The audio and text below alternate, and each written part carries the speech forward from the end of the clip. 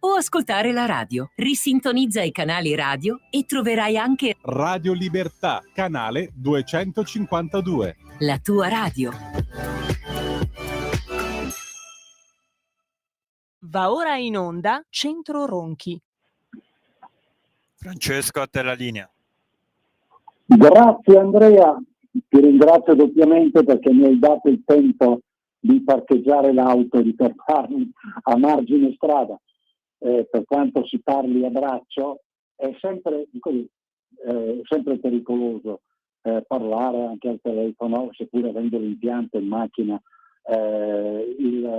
mentre si guida e così, suggerimento a tutti, se telefonate anche avendo ripeto, l'impianto audio in auto, sempre meglio fermarsi e mettersi all'atto.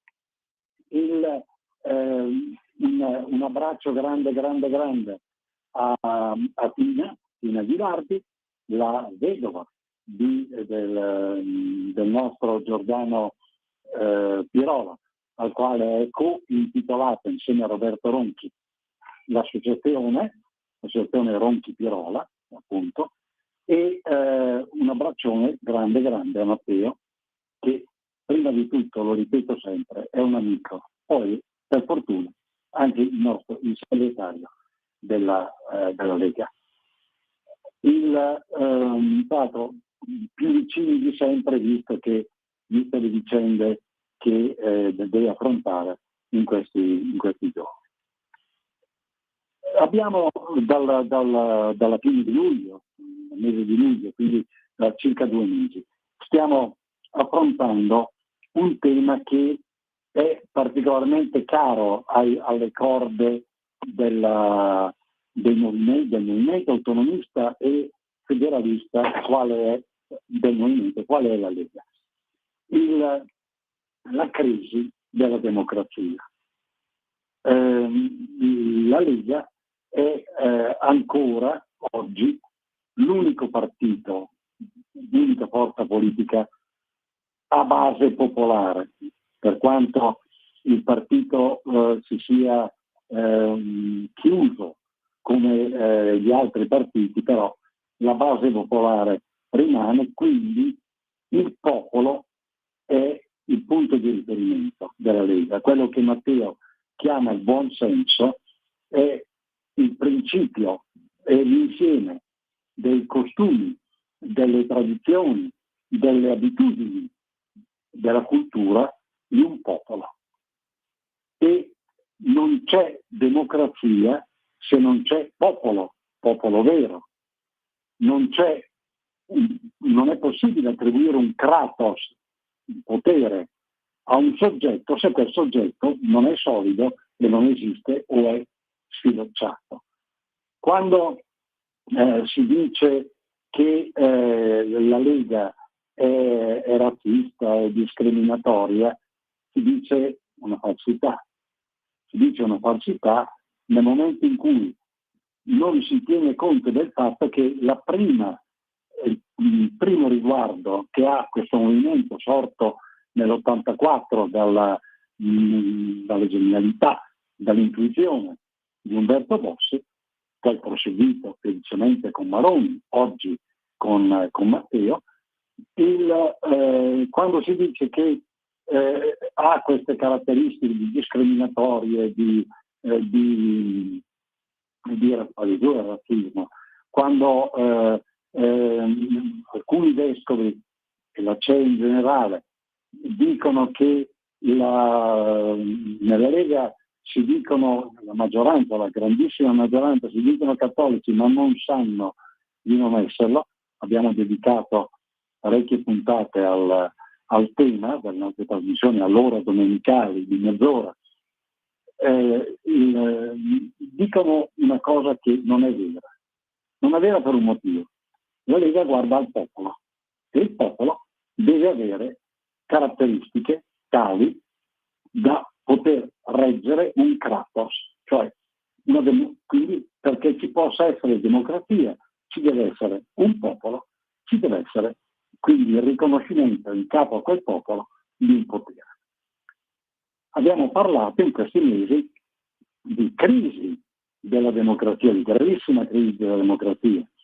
La Lega l'ha rappresentata nel momento stesso in cui è sorta, nel 1984, allorché le popolazioni del nord videro nella larga parte delle popolazioni del nord videro nel burocratismo imperante, il burocratismo come ideologia base della concezione marxista o comunque socialista dello Stato, nel burocratismo imperante qualcosa che limitava, opprimeva i popoli del nord. Ma è una situazione tranquillamente rapportabile, sia pure sotto prospettive diverse, al centro dell'Italia e al sud dell'Italia.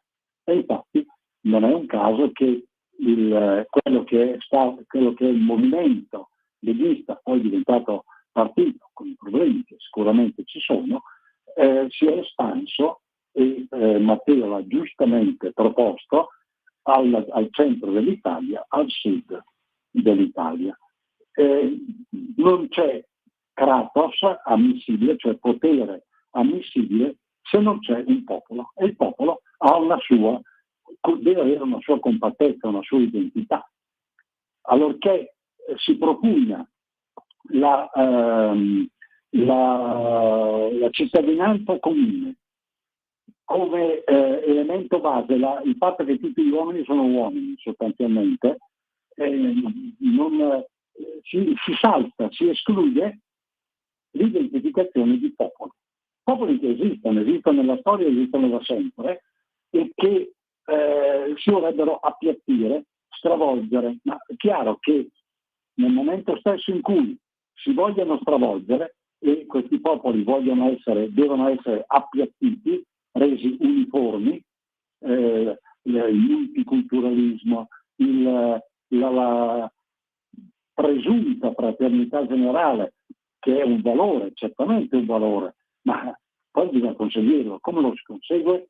È sempre avvenuto attraverso la caratterizzazione di entità, di popoli che noi abbiamo nelle domeniche scorse analizzato, distinguendoli e rapportandoli al concetto di nazione. Il concetto di nazione nasce dalla impostazione tribale originaria, l'abbiamo visto nelle città-stato greche, l'abbiamo visto nell'unione dei comuni Lombardi contro il potere imperiale di Barbarossa.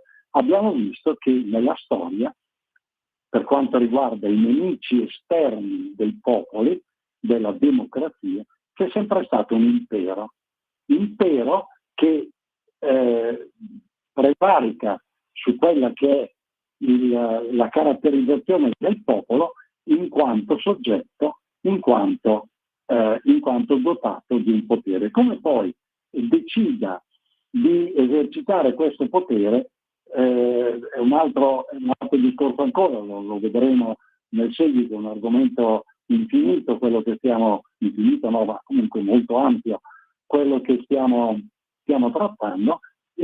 Come poi lo gestisca un altro discorso, ma che il popolo debba essere caratterizzato, avere un suo potere, avere una sua identificazione, una sua importanza è fondamentale. È evidente che gli imperi che nella storia si sono susseguiti con modalità diverse, che cosa sono?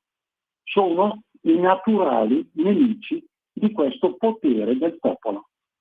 Sono, se non correlati direttamente al popolo, sono i nemici del popolo.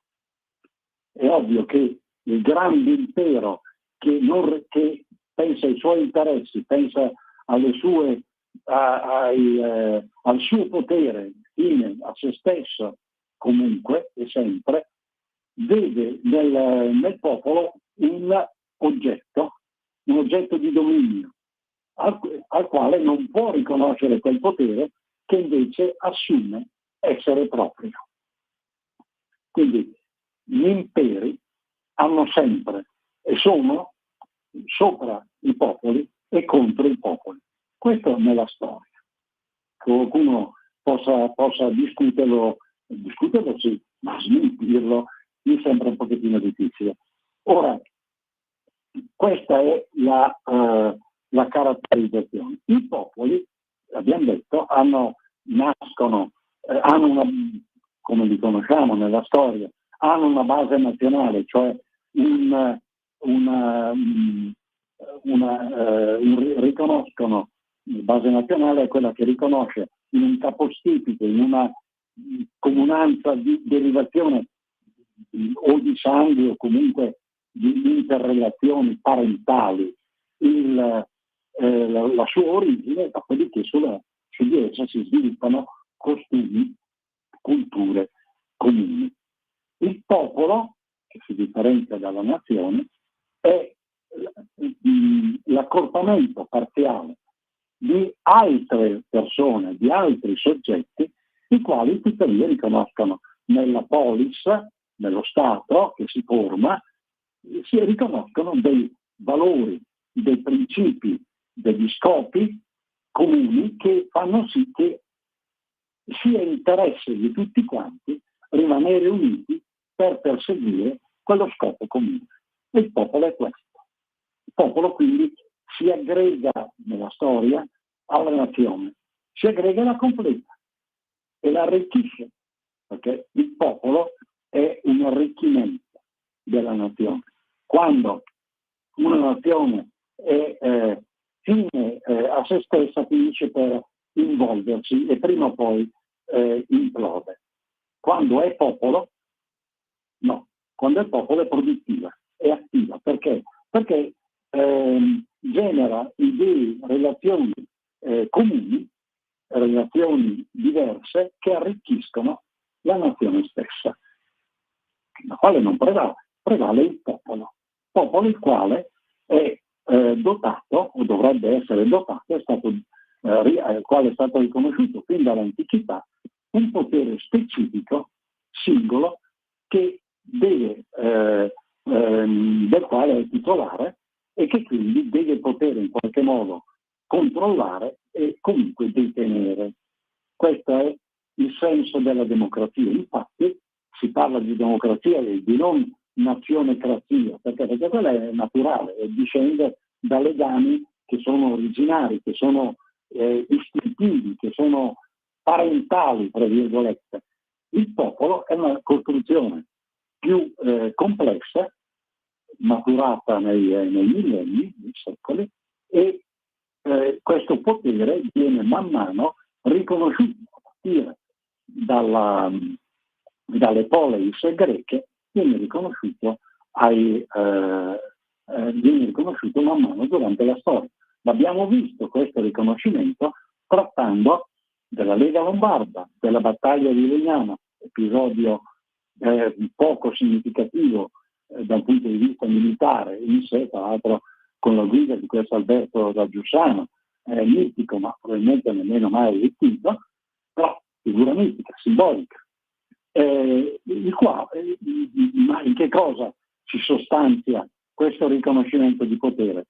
Nella pace di Costanza, nei trattati di Costanza, allorché il grande imperatore esterno tedesco, il grande Federico Barbarossa, Rothbard, il Federico I di Hohenstaufen, riconosce che l'insieme di questi comuni lombardi hanno un loro potere, riconosce loro determinati poteri e quel trattato abilmente concluso dai rappresentanti della Lega Lombarda lo usa, il contenuto di questi trattati lo usa anche rispetto ad altre situazioni che si verificatesi in Germania, riconoscendo quindi ai suoi stessi sudditi tedeschi o alleati, riconoscendo proprio questo potere di essere popoli. Ecco, questo è sostanzialmente il nucleo di quello che stiamo parlando, di ciò di cui stiamo trattando. L'eterna lotta, l'eterna contesa fra il potere dei popoli, comunque esercitato con modalità, con strutture, con tipologie diverse, di quello andremo a trattare, ma comunque sempre nella storia abbiamo questo scontro, il potere dei popoli contro il potere dell'impero esterno. È sempre stato così. Oggi abbiamo questi imperi che sono sovranazionali, che sono quindi passano sopra la testa dei popoli, che sono contra populos, sono contro i popoli, perché il potere che cercano di arrogarsi, questi poteri enormi, è incompatibile col potere che i popoli dovrebbero detenere. È quanto stiamo vivendo in questo periodo. Tenete conto della caratteristica di questi imperi che si stanno imponendo. Sono imperi digitali, imperi impersonali, sono aggregati di potere che nessuno conosce, nessuno sa dove stiano e cosa facciano, che non obbediscono a nessuna legge e che nel momento stesso in cui si scontrano fra di loro questi imperi, questi interessi, non hanno che una soluzione, la guerra, le guerre. Ed è quanto sta accadendo oggi. Tragicamente noi come popoli subiamo. Il popolo ucraino è massacrato da un qualcosa che passa sopra la sua testa, poco da fare. Ora, lo scontro, perché si sia originato, è un punto interrogativo grande una casa. È chiaro la violazione del diritto internazionale da parte della Federazione Russa mediante l'invasione dell'Ucraina. Quello è un fatto certo, criminale, ed è un fatto certo. Ma quali siano questi, che cosa sia in gioco rispetto a questi poteri, non è che lo sappiamo più di tanto. Si parla tanto di pace, ma oggi, mentre un tempo gli imperi comunque avevano una figura, c'erano una testa, un cuore, due occhi, un'anima che li rappresentava, il Federico Barbarossa della situazione, quindi una persona, quindi l'impero era impersonato. Oggi sono impersonali, che è una cosa diversa, cioè non sappiamo, sono entità che viaggiano in modo meccanico, sono organismi, sono meccanismi e nel momento in cui questi meccanismi dominano, e lo vediamo tutti i giorni, oggi il dibattito politico è trasferito sulle piattaforme digitali che sono regolate da queste entità, le quali stabiliscono cosa ti puoi dire, cosa non puoi dire, che cosa puoi fare, che cosa non puoi fare. Oggi le piazze di mercato tendono a essere portate sulle piattaforme digitali e quelle stesse piattaforme decidono quali capi, quali articoli di commercio puoi presentare, quali no, in quale ambito di qualità e di prezzo puoi incidere, quale no. In più, giocando sostanzialmente come fosse il banco in un casino, perché il banco vince sempre, l'imprenditore ha tutti i rischi del caso e comunque sia deve pagare a chi gli consente la piazza. E con questo venendo meno quelle che erano le nostre storiche piazze di mercato, bellissime, le più belle al mondo, ma che vengono svuotate di pratica utilità. Comunque la tendenza è quella di svuotarle di pratica utilità. Lo vediamo quando dobbiamo stipulare un qualunque contratto per servizi essenziali, laddove sono delegati, sono in mano a queste entità che non riusciamo neanche a contattare un telefonista di persona, non riusciamo a parlare con nessuno, tutto digitalizzato e se vogliamo aderiamo a quel contratto senza poter cambiare una virgola, se non vogliamo rimaniamo privi di servizi essenziali.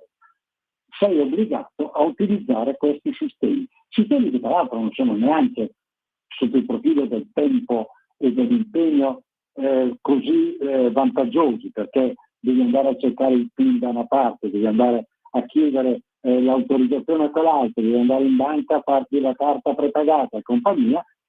Per fare un bonifico si impiega molto più tempo di quanto avvenisse un tempo per le aziende, le quali prendevano il trico e i bonifici da fare, li portavano in banca e si arrangiava la banca. Oggi non è più così.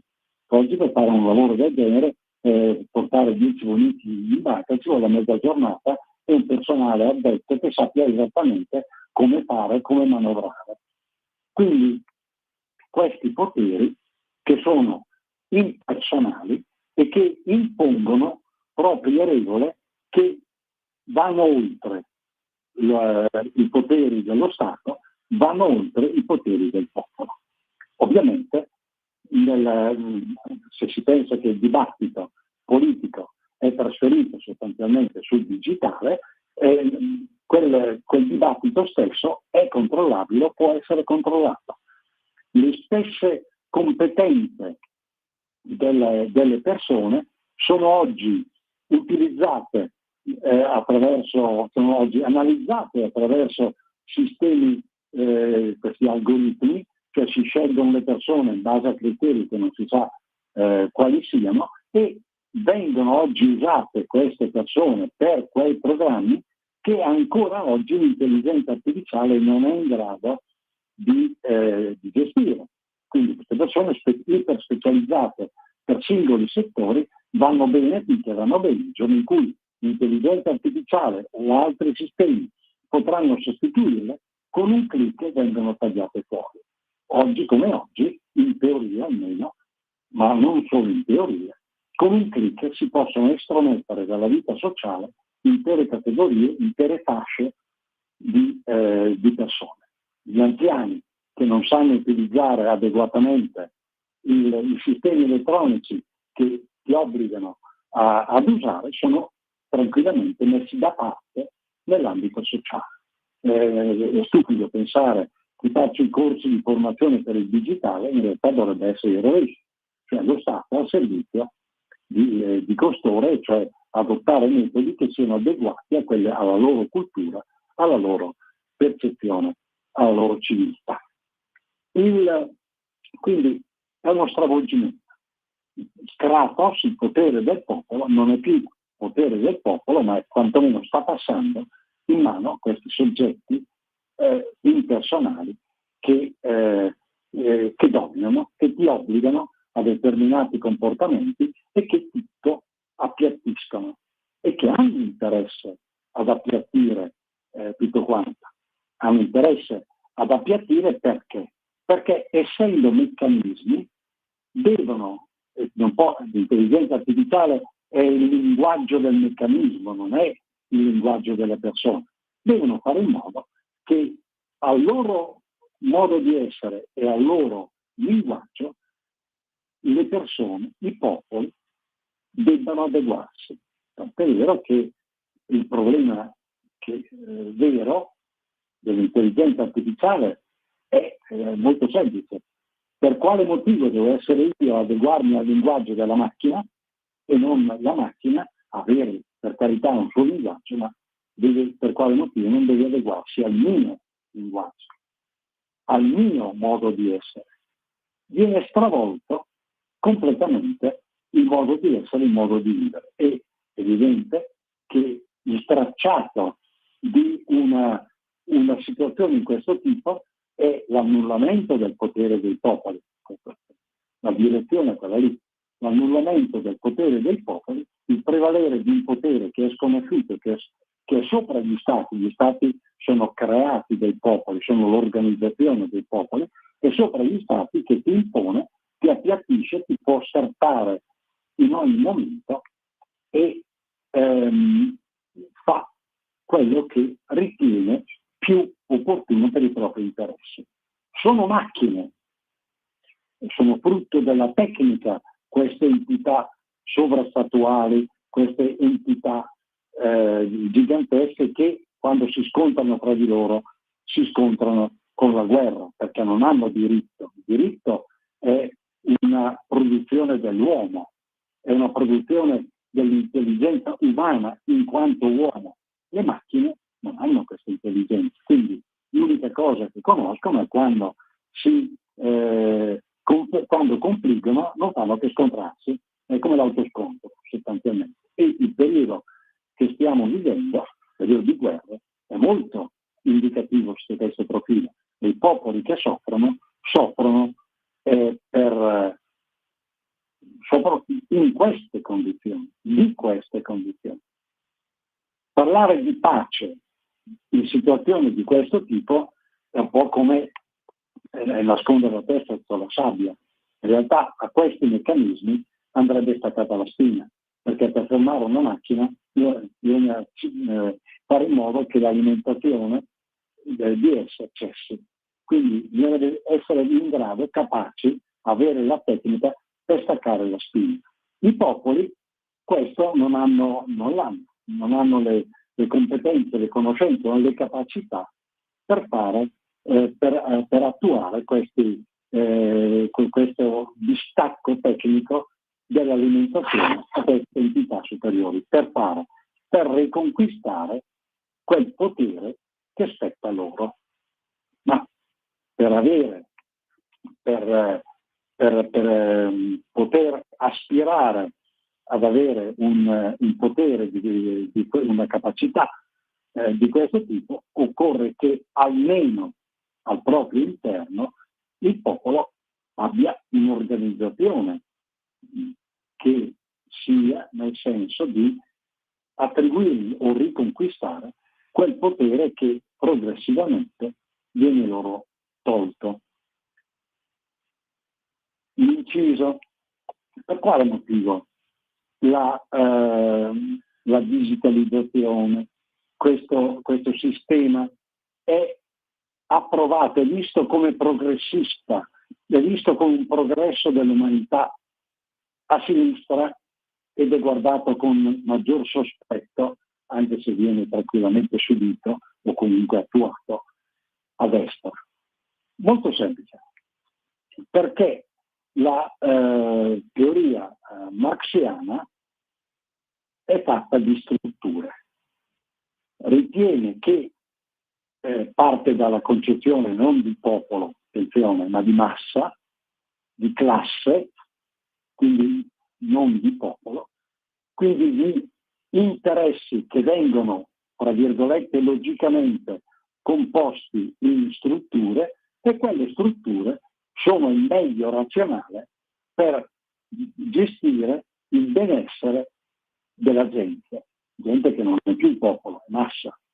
Ora è evidente che è conseguente che il crearsi di queste strutture enormi, le quali danno servizi, danno dei benefici, non c'è neanche dubbio, ma privano il popolo della libertà, lo schiavizzano, lo mettono in mano a queste entità, corrisponde allo sviluppo tecnologico della teoria marxiana, ed è per questo che la sinistra spinge in quella direzione, per questo che negli Stati Uniti d'America il Democratic Party è il rappresentante politico di queste entità, di questi poteri che dovrebbero essere nell'interesse di tutti, fatti a fin di bene, è un progresso a vantaggio della gente, dei popoli. I popoli forse farebbero a meno di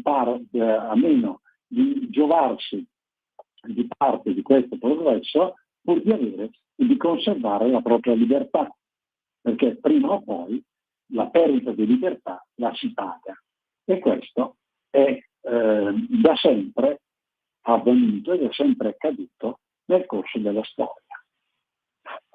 Adesso quindi guardiamo all'interno. Dov'è che i popoli hanno conservato la propria, o come hanno conservato o possono conservare il proprio potere? Lo conservano là dove possono mantenere le loro peculiarità. Quelle peculiarità che costituiscono tante asperità, tante difficoltà, tanti inciampi per le macchine di quelle entità. Macchine che devono appiattire tutto quanto, perché sono macchine immense, per poter uniformare tutto quanto e asfaltare sostanzialmente tutto quanto con grandissima potenza, con grandissimo potere.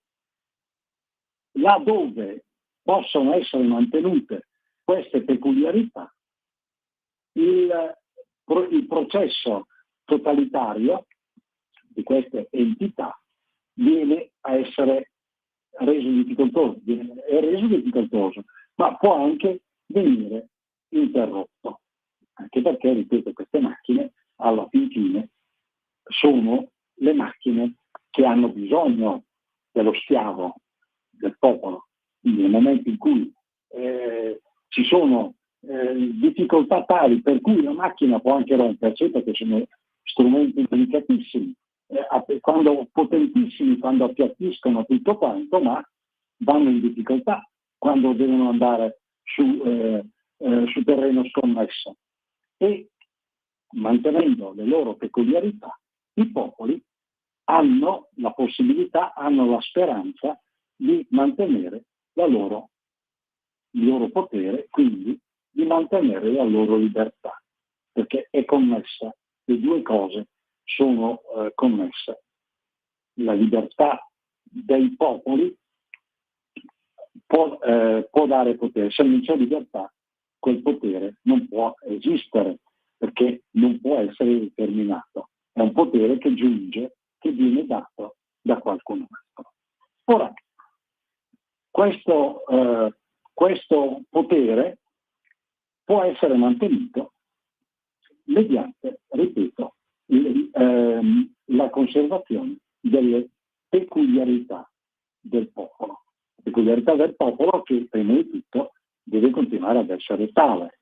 Quindi, allorché ci sono grandi trasmigrazioni da parte di altre popolazioni, di altri soggetti, è chiaro che prima che si ricomponga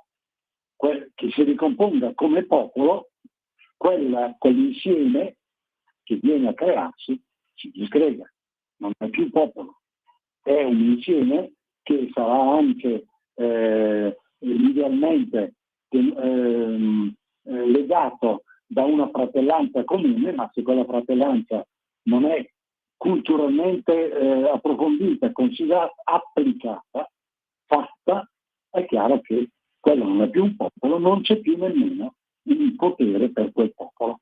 Quindi la prima cosa da osservare è che è un bene che la nazione si estenda, diventi popolo, ma per diventare popolo c'è una gradualità. Nel momento in cui c'è eccessivo accesso esterno, quindi le caratteristiche interne vengono a essere modificate all'improvviso e troppo violentemente, il meccanismo si rompe. La struttura non regge più e salta per aria. Questo è quindi il primo compito dell'organizzazione democratica, cioè che riconosce un potere a un popolo, è quella della conservazione di quel popolo. Se quel popolo non viene conservato e adeguatamente aumentato e alimentato, ma in modo tale da poter continuare a essere popolo, la democrazia viene meno. Quindi, quando si racconta che l'attenzione che si presta, ad esempio, alla immigrazione incontrollata è razzismo piuttosto che discriminazione, no? È semplicemente un atteggiamento di conservazione della democrazia, perché nel momento in cui il popolo dovesse venire meno, non si può neanche immaginare un potere in capo a quel popolo. Bene, Kratos. Qui stiamo andando a fare ragionamenti molto terra a terra, molto alla base. Quindi la difesa non è difesa dei confini, perché poi si raccontano, si varia, si stravolgono i significati. Certo, difesa dei confini in quanto i confini delimitano territorialmente lo spazio occupato da un popolo, ma in realtà è difesa del concetto di popolo. Allora, per quale motivo, quindi, quando si parla di ius culture piuttosto che di ius soli, cioè di diritto alla diventare cittadini, ad essere parte di un popolo attraverso lo studio, piuttosto che attraverso la nascita sul territorio dove quel popolo è installato, insiste, per quale motivo non funziona? Non ha senso. Anche qui il ragionamento non è di difficile comprensione se la base è valida. Se discutiamo su queste basi che a me sembrano sufficientemente logiche. È semplice. L'appartenenza a un popolo, che è qualcosa di molto complesso e di non categorizzabile, quindi quando si parla di populismo si dice una grandissima fesseria, non è categorizzabile il popolo. Ora, l'appartenenza a un popolo è data soltanto da un'esperienza, dal fatto di vivere insieme a quello che già è un popolo, e poco alla volta adesso assimilarsi o con esso diventare compatibile, quindi acquisire gli scopi comuni che sono nell'interesse di tutti i partecipi, per far sì che ci sia un fine unitario da parte di quell'insieme di persone. Ora, questo non si apprende come si pretenderebbe di fare frequentando 2 anni di asilo e 5 anni di scuola elementare, perché questo è ciò a cui si vorrebbe arrivare. Non è ius cultura, una roba del genere. Non si apprende poi studiando qualcosa che viene fatto dal popolo. Ma se vuoi appartenere a un popolo devi vivere, che è una cosa diversa, vivere la vita di quel popolo e tu stesso decidere che quel modo di vivere, stare insieme a quella gente lì, che è popolo, a te va bene e tu ti senti parte loro e sei parte loro. Sei parte perché ne condividi la vita. Magari anche in parte non ne capisci la cultura, perché i popoli non necessariamente hanno una cultura unitaria e uniforme, che non è vero. Ius scholae vorrebbe dire che tutti dovrebbero avere la medesima formazione, non è vero. Possono esserci culture anche diverse, anche molto diverse, credenze religiose anche molto diverse, ma scopi comuni, interessi comuni a stare assieme. E quello lo si fa solo e soltanto vivendo. Non c'è altro. È ovvio, perché quindi diciamo che il meno peggio continua ad essere lo ius sanguinis, cioè il diritto derivante dalla discendenza, perché comunque attraverso la discendenza si ha un'educazione, una vita delle generazioni che si succedono, che è comune, che è partecipata, che è conosciuta, che è riconosciuta fin dal momento stesso in cui il bambino nasce e mette i suoi primi vagiti. Questo è il motivo dello ius sanguinis. Il motivo dello ius soli è molto semplice, si ha semplicemente e lo si attua laddove c'è bisogno di popolare un territorio, e allora chiunque arrivi è benvenuto, perché tanto nasce lì e la cultura, il popolo si formerà. Infatti il popolo statunitense non è un popolo che ha una storia precedente al XVI-XVII secolo, si è formato attraverso popoli, porzioni di popoli che si sono aggregati su quel territorio. È ovvio che il problema a quel punto era solo quello di mettersi d'accordo e di aggregarsi, e poco alla volta, negli anni, nei secoli, hanno creato un popolo. Oggi lo stesso problema, da loro vige lo ius soli, lo stesso problema che avremmo noi, che ha il concetto di popolo da noi, ce l'hanno anche loro. Tant'è vero che alla frontiera del Messico, che siano al potere i Democratic Party, che siano al potere i repubblicani, il problema è quello di creare un confine tale per cui le popolazioni esterne rispetto al popolo statunitense, a quello che oggi è il popolo statunitense, vengano fermate. Giusto o non giusto che sia, perché quando tu hai lo ius soli come base, cioè il fatto che terra di libertà, terra da far fruttare, a un certo punto il far fruttare si ferma, si crea un popolo, si crea lo stesso problema che abbiamo noi, tale e quale. Anche per loro si tratta di valutare questo ius soli, come gestirlo, e infatti stanno facendo quello, come gestirlo e come eventualmente modificarlo.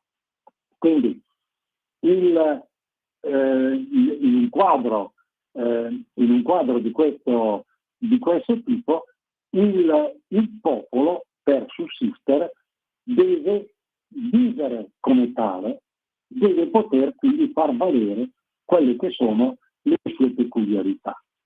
Sue peculiarità che per sussistere, per continuare a sopravvivere, devono avere riferimento a un kratos, a un potere effettivo, un potere di controllo e un potere di promozione.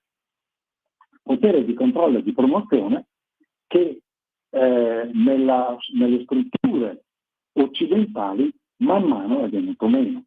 È venuto meno per l'avanzare di quello che il professor Maraini già prima della seconda conflitto mondiale e subito dopo, grande costituzionalista, aveva definito partitocrazia, cioè come male della democrazia. In effetti così poco alla volta è stato, cioè la degenerazione della democrazia in una fattispecie particolare non propriamente accostabile alle oligarchie.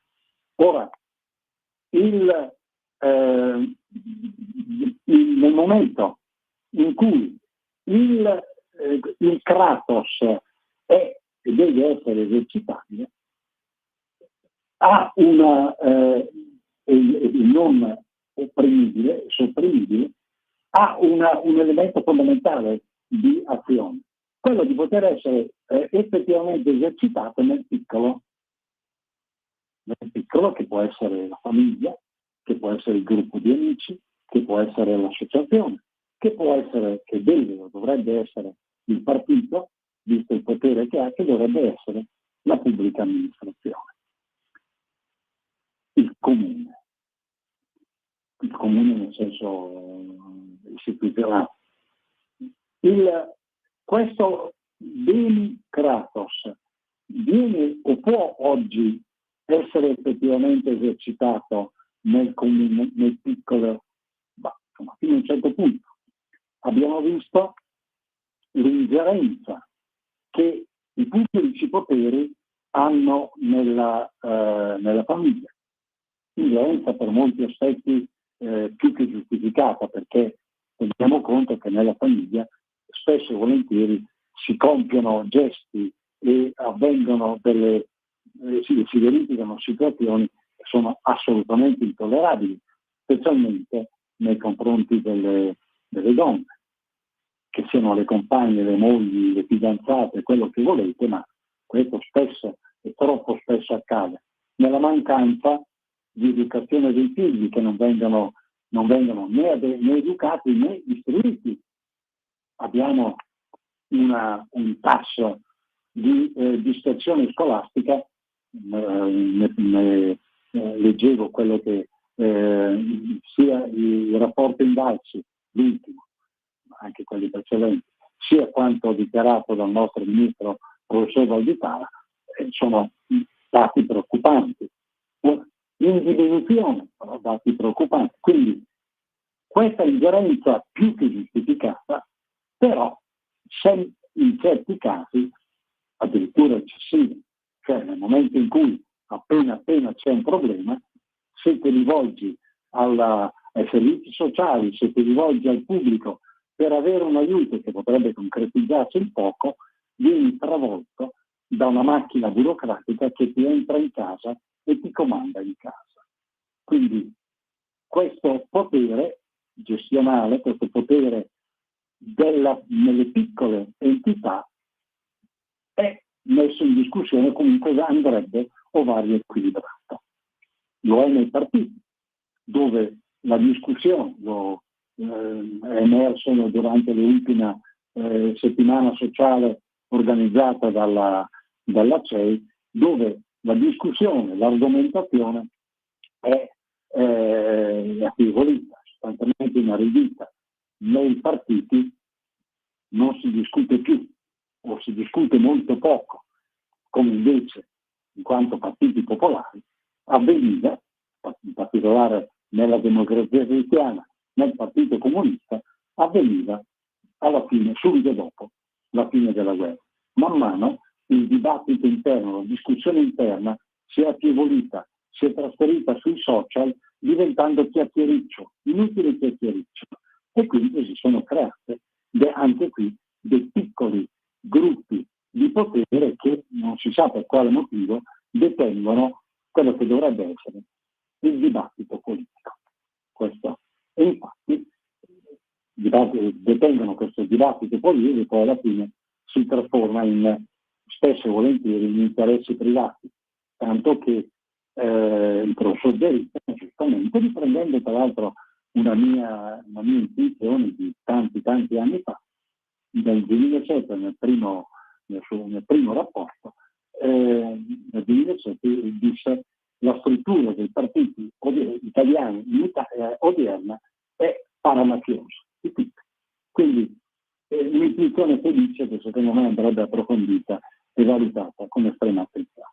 Quindi nella famiglia, nelle associazioni, nei partiti, nei comuni. Comune è quello che alla Lega interessa di più, perché simbolicamente dal comune è partito, dalla concezione del comune, del piccolo, del territorio, è partita questa che è stata la denuncia di una crisi della democrazia, anche sull'esempio di quanto avvenuto con l'accordo di Pontida e poi con la pace di Costanza. Esperimento storico fondamentale, importantissimo, battaglia di Legnano, Alberto De Giussano. Ora, i comuni oggi non sono più quelli di un tempo. Se andiamo a vedere il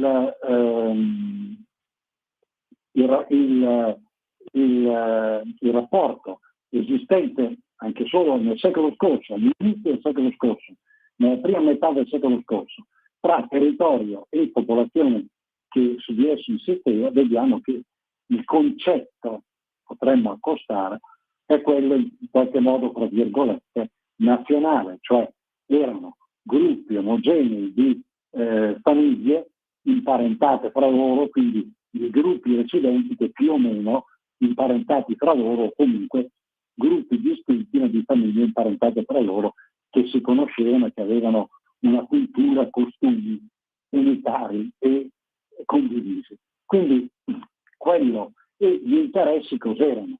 L'economia era prevalentemente agricola, quindi gli interessi erano sostanzialmente comuni a tutti quanti, le attività erano comuni a tutti quanti, erano quelle piccolo artigianali piuttosto che quelle di coltivazione agraria, che era poi fosse montana, fosse di pianura, ma più o meno era quella.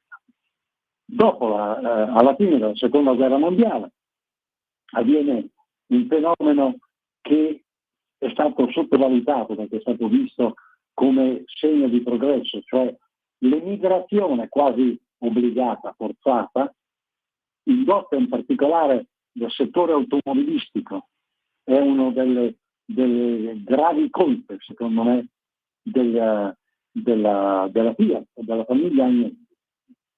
Quella di questa trasmigrazione dal sud che ha improvvisamente fatto sì che città come Torino, dove c'era comunque un popolo, tra virgolette, di concezione monarchica e di cultura semi-francese, fosse travolto, fosse comunque fosse messo in discussione, in disequilibrio, con una massiccia immigrazione. Bene, a quel punto quello che era il comune viene ovviamente travolto, ma così come vengono travolti i comuni degli hinterland delle varie città, dove rispetto al costo troppo caro della vita nei centri cittadini, la gente si trasferisce nei comuni vicini, come dormitori spesso e volentieri, e quindi il controllo di quel territorio comunale, un tempo agricolo, un tempo con attività artigianali di supporto, viene meno. Le fabbriche, non potendo ovviamente, le grandi fabbriche, non potendo ovviamente essere posizionate nel territorio cittadino, vengono poste all'esterno, ma hanno il loro centro direzionale nel centro cittadino, vengono poste all'esterno e quei territori dove vanno a insediarsi vengono ovviamente stravolti. Quindi siamo di fronte a uno stravolgimento territoriale, culturale e di popolo. C'è una disarticolazione rispetto a una situazione che in qualche modo era in equilibrio. Quindi si è creato un disequilibrio. Questo disequilibrio è stato in qualche modo valutato, previsto, studiato, compensato? No, o comunque molto poco. Il senso di ciò che si trova oggi qual è? Che abbiamo per poter benissimo. Per poter parlare ancora di popolo che controlla, che si autodetermina e quindi ha potere, per poter arrivare a quello dobbiamo pensare a diversi livelli di partecipazione, cioè autonomia, autodeterminazione dei popoli a diverso livello. È quello che la tanto deprecata autonomia differenziata, almeno sotto il profilo funzionale, sta cercando di fare. Ecco perché io ci tengo a sottolineare la logicità del passaggio. Dopodiché può essere migliorabile, può essere in tanti modi discutibile, però la logicità del passato è un disegno politico che ha un senso a favore dei popoli contro la loro schiavizzazione. Mi dice Andrea, che ringrazio ancora una volta, il nostro tempo è tempo della sezione Ronchi Pirola, è cessato. Un abbraccione a Tino, un abbraccione a tutti voi nei 14 radioascoltatori, un grande abbraccio a Matteo, forza, una pacca sulla spalla, ti sono sempre vicino. Buona domenica, buon weekend, buona domenica e a Dio piacendo, a risentirci il sabato prossimo. Avete ascoltato Centro Ronchi,